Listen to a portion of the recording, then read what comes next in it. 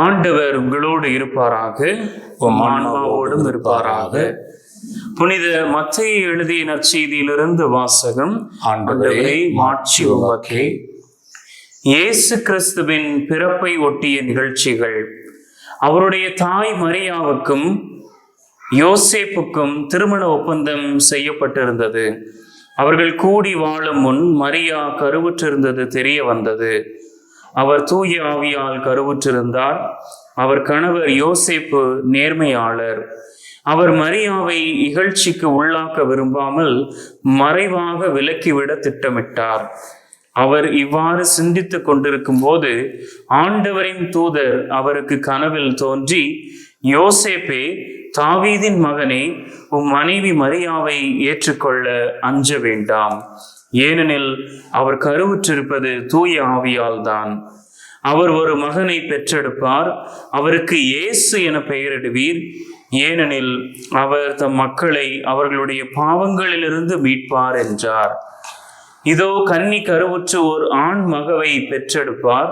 அக்குழந்தைக்கு Emmanuel என பெயரிடுவர் என்று இறைவாக்கினர் வாயிலாக ஆண்டவர் உரைத்தது நிறைவேறவே இவை யாவும் நிகழ்ந்தன.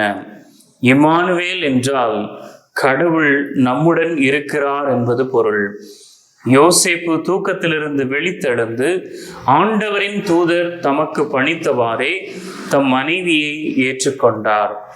மரியா தம் மகனை பெற்றெடுக்கும் வரை யோசேப்பு அவரோடு கூடி வாழவில்லை. யோசேப்பு அம்மகனுக்கு இயேசு என்று பெயரிட்டார். இது ஆண்டவரின் அருள்வாக்கு. கிறிஸ்துவே உமக்கு புகழ். இயேசுவில் பிரியமான சகோதர சகோதரிகளே, கிறிஸ்துமஸ் பெருவிழாவை நாம் நெருங்கி வந்துவிட்டோம்.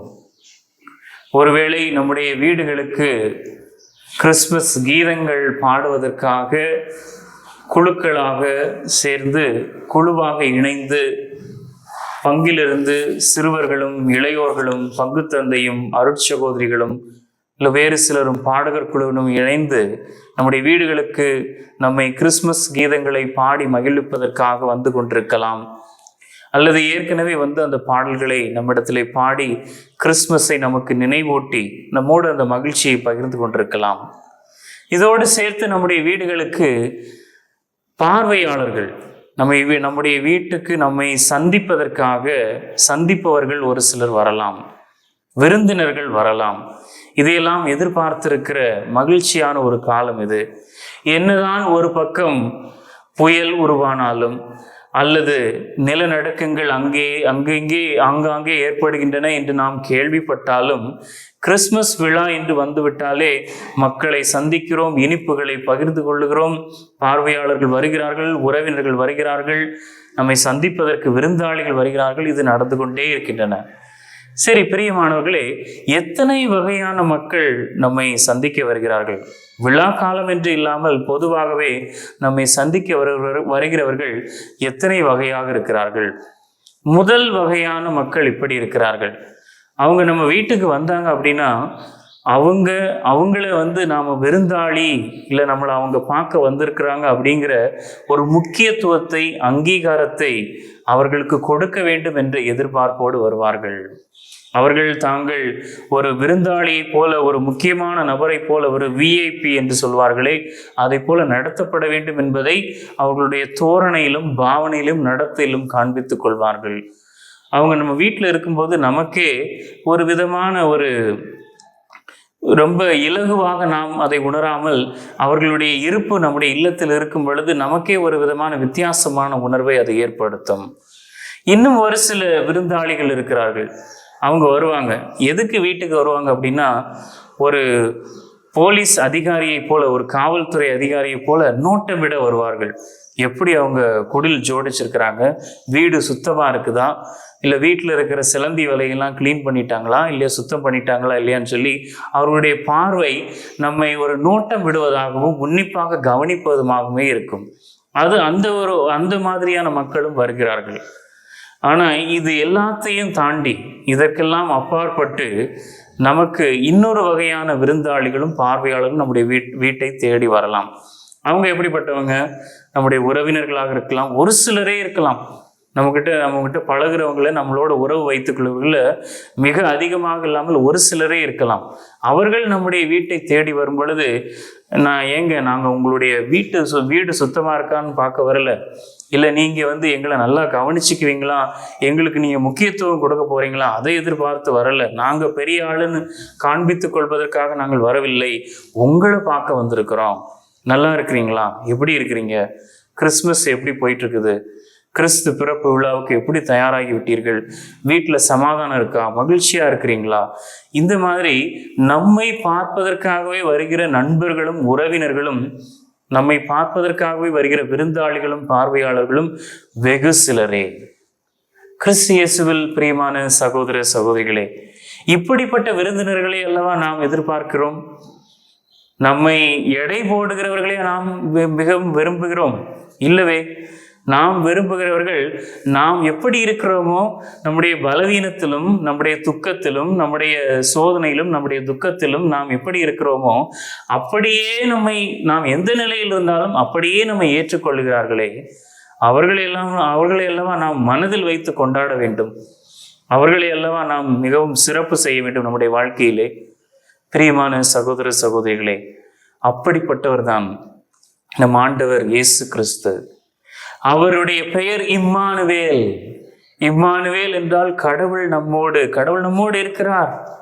அவர் ஏன் நம்மை தேடி வருகிறார், ஏன் நம்மை சந்திக்க வருகிறார் என்றால், நம்மை நோட்டமிடுவதற்காக அல்ல, நம்மிடத்தில் இருக்கிற குறைகளை கண்டுபிடித்து அதை வெளிச்சம் போட்டு காண்பிப்பதற்காக அல்ல நான் கிறிஸ்மஸ் பெருவிழாவில் என்னுடைய பர்த்டே, என்னுடைய பிறந்த நாளை நீங்கள் கொண்டாட போறீங்க, அதனால எனக்கு முக்கியத்துவம் கொடுக்குறீங்களா இல்லையான்னு அவர் சோதித்து பார்ப்பதற்காக வரவில்லை.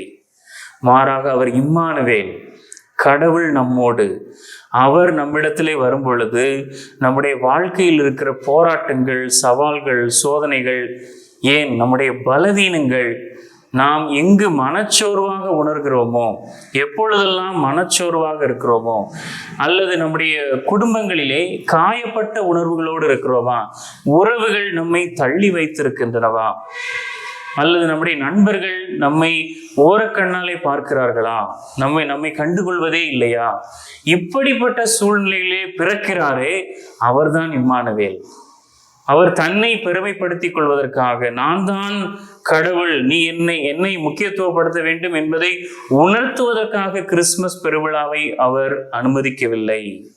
அவர் நமக்கு இந்த கிறிஸ்து பிறப்பு விழாவை நம்முடைய கொண்டாட்டமாக கொடுத்திருப்பதன் காரணமே, அவர் நம்முடைய பலவீனத்தில், நம்முடைய மனச்சோர்வில், நம்முடைய காயங்களில், நம்முடைய ஒன்றுமில்லாமையில் அவர் தன்னையே வெறுமையாக்கி பிறக்கிறார். அதுதான் இம்மானுவேல், அதுதான் கடவுள் நம்மோடு என்பதன் அர்த்தம். ஆக இறையேசுவில் பிரியமான சகோதர சகோதரிகளே, இந்த கிறிஸ்துமஸ் பெருவிழாவுக்கு ஆண்டவர் நம்மிடத்திலே ஒரு குறிப்பிட்ட செய்தியோடு வர காத்து கொண்டிருக்கிறார். நம்முடைய சூழ்நிலை என்ன? ஆண்டவர் சொல்லுகிறார், உன்னுடைய பலவீனத்திலே நான் வருகிறேன் என்று சொல்லியிருக்கிறார். பலவீனத்திலே வருகிற ஆண்டவர் நம்மோடு அவரை அடையாளப்படுத்தி கொள்கிறார். அவர் தன்னை வேறுபடுத்தி காண்பிக்கவில்லை. நம்மகிட்ட இருக்கிற பிரச்சனை, நம்மகிட்ட இருக்கிற கண்ணீர், ஆண்டவர் நம்மிடத்துல வரும் பொழுது, நான் உன்னோடு என்னுடைய கண்ணீரை நான் பகிர்ந்து கொள்ளுகிறேன், உன்னுடைய கண்ணீரை என்னுடைய கண்ணீராக நான் மாற்றி விடுகிறேன், உன்னுடைய துக்கத்தை, உன்னுடைய சோதனையை, உன்னுடைய கவலையை நான் மகிழ்ச்சியாக மாற்றுவேன், உன்னுடைய கவலையெல்லாம் என்னுடைய கவலை என்று சொல்லுகிற ஆண்டவர் தான் நம்முடைய இம்மானுவேல். அதனால்தான் புனித பவுல் கொரிந்தியருக்கு எழுதிய அந்த மடலிலே நாம் வாசிக்கிறோம், உன்னுடைய குறைவிலே, உன்னுடைய பலவீனத்திலே என்னுடைய பலம், என்னுடைய நிறைவு, என்னுடைய ஆசீர்வாதம் நிறைவாய் விளங்கும். அது நம்மிடத்துல குறை கண்டுபிடிப்பதற்காக ஆண்டவர் வரவில்லை. பிரியமான சகோதர சகோதரிகளே, இதோ இன்னும் ஒரு சில தினங்களிலே நாம் கிறிஸ்துமஸ் பிறப்பு விழா, ஆண்டவருடைய கிறிஸ்து பிறப்பு விழா, கிறிஸ்துமஸ் பெருவிழாவை நாம் கொண்டாட போகிறோம். இந்த தினத்திலே நம்முடைய பார்வை மாறப்போகிறதா? குறை கண்டுபிடிக்கிறவர்களாகவே இருந்தோம் என்றால் கிறிஸ்துமஸ் பெருவிழா நமக்கு சவால் விடுக்கிறது. நம்முடைய குறையை அவர் கொஞ்சம் நினைத்து பார்த்திருந்தால், நம்முடைய பலவீனத்தை அவர் துச்சமாக நினைத்திருந்தால், நிச்சயமாக மனிதனாக பிறந்திருக்க மாட்டார். அவர் மனிதனாக பிறந்ததனுடைய அர்த்தமே நம்முடைய குறையை அவர் பெரிதுபடுத்தவில்லை. நம்முடைய குறையிலும் தன்னை அடையாளப்படுத்தி கொண்டு நம்மில் ஒருவராக பிறந்தாரே, அவர்தான் இம்மானுவேல், அவர்தான் கடவுள் நம்மோடு. அந்த ஆண்டவரை நாம் கொண்டாட போகிறோம். ஆனால் மனிதர்களாகி இருக்கிற நாம் எத்தனை வருடங்களானாலும் எவ்வளவு காலமானாலும் இந்த குறைவு கண்டுபிடிக்கிற மனப்பான்மை, நான் பெரியவன் என்கிற அந்த மனப்பான்மையை விட்டு வெளியே வர எவ்வளவு கஷ்டப்படுகிறோம், எவ்வளவு மெனக்கிடுறோம். ஆனால் இருந்தாலும் நம்மளால் அதை விட்டு வெளியே வர முடியறது இல்லையே.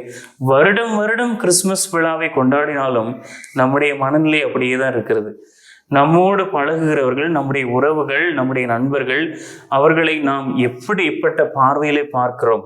அவர்களை நாம் சந்திக்கும் பொழுது நாம் அவர்களுக்கு முக்கியத்துவம் கொடுக்கிறோம், மனிதத்தை மதிக்கிறோம், நாம் கடவுளை எடுத்து செல்கிறோம் என்ற உணர்வை அவர்களுக்கு கொடுக்கிறோமா? பல நேரங்களிலே நம்முடைய பெருமையும், நம்முடைய அகங்காரத்தையும், நம்முடைய முக்கியத்துவத்தையும், அவர்களுடைய குறையை பெரிதாக காண்பித்து நம்மை பெரியவர்களாக காண்பித்துக் கொள்வதிலேயே நேரத்தை வீணடித்து விடுகிறோம். இந்த மாதிரி கிறிஸ்துமஸ் கொண்டாடுறதுல என்ன அர்த்தம்? ஆண்டவரே வந்து விட்டார், நம்முடைய குறையை பெரிதுபடுத்தாமல் நாம் யார்? மற்றவங்களை எப்பவும் மட்டம் தட்டி அவர்களை நம்முடைய பார்வையினாலேயே சிறுமைப்படுத்தி அவர்களை வளர விடாமல் செய்து இப்படிப்பட்ட ஒரு கிறிஸ்துமஸ் பெருவிழாவை ஆண்டவர் அங்கீகரிக்கவே மாட்டார். ஏன்னா கிறிஸ்துமஸ் பெருவிழாவுடைய மைய நோக்கமே, மைய கருத்து என்னன்னா, சிறுமைப்பட்டவர்களை ஆண்டவர் பெருமைப்படுத்துகிறார், சிறுமைப்பட்டவர்களை ஆண்டவர் உயர்த்துகிறார். ஆக மனிதர்களாகிய நமக்கு நம்முடைய சக மனிதர்களை சிறுமைப்படுத்துவதற்கு எந்த உரிமையும் கிடையாது. அப்படியெல்லாம் செய்துட்டு சிறுமைப்படுத்தி விட்டு அவர்களை தரக்குறைவாக பார்த்துவிட்டு கிறிஸ்துமஸ் பெருவிழாவை கொண்டாடுகிறேன் என்று வெளியே சொல்லுவோம் என்றால் அது வெறும் வெளி வேடமே. ஆக பிரியமான சகோதர சகோதரிகளே, நாம் வாழ்க்கையிலே பலவிதமான மனிதர்களை பார்க்கலாம், பலவிதமான உறவுகளை பார்க்கலாம். ஆனால் உண்மையானவர்கள் யார் என்பதை இனம் கண்டுகொள்வோம்.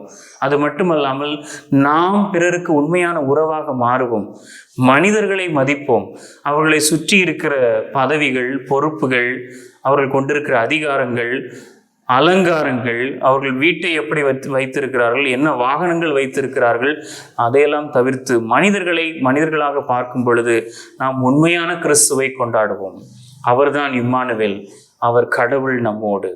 அவர் நம்முடைய பலவீனத்திலே நம்மில் ஒருவராக பிறந்து நம்மை பலவான்களாக, நம்மை உறுதியானவர்களாக, நம்மை ஆற்றல் மிக்கவர்களாக அவர் உயர்த்துகிறார். அதுவல்லவோ ஆசீர்வாதம். அந்த ஆசீர்வாதத்துக்காக இந்த திருவருகை காலம் 4ஆம் ஞாயிற்றுக்கிழமையிலே நாம் அந்த இம்மானுவேலை முழுமையாக பெற்று அனுபவிக்க வேண்டும். நம் மூலமாக நம்மிடத்திலே வருகிறவர்கள் இந்த இம்மானுவேலை நமது வழியாக பெற்று அனுபவிக்க வேண்டும் என்று சொல்லி வேண்டலை எடுத்து வைப்போம். இந்த திருவருகை காலம் 4ஆம் வாரத்தினுடைய இந்த இறை வாசகங்கள், இறை வார்த்தைகள் நம்மிடத்திலே ஒரு சவாலை எடுத்து வைக்கட்டும். நாம் வாழ்ந்து கொண்டிருக்கிற வாழ்க்கையை வாழ்ந்து கொண்டிருக்காமல் சற்றே வித்தியாசமாக வாழ்ந்து இந்த கிறிஸ்துமஸ் பெருவிழா, வருகின்ற கிறிஸ்துமஸ் பெருவிழாவை அர்த்தமுள்ளதாக, இறை ஆசீர் மிக்கதாக நமக்கும் மற்றவர்களுக்கும் நம்முடைய குடும்பத்திற்கும் உரியதாக மாற்றுவோம்.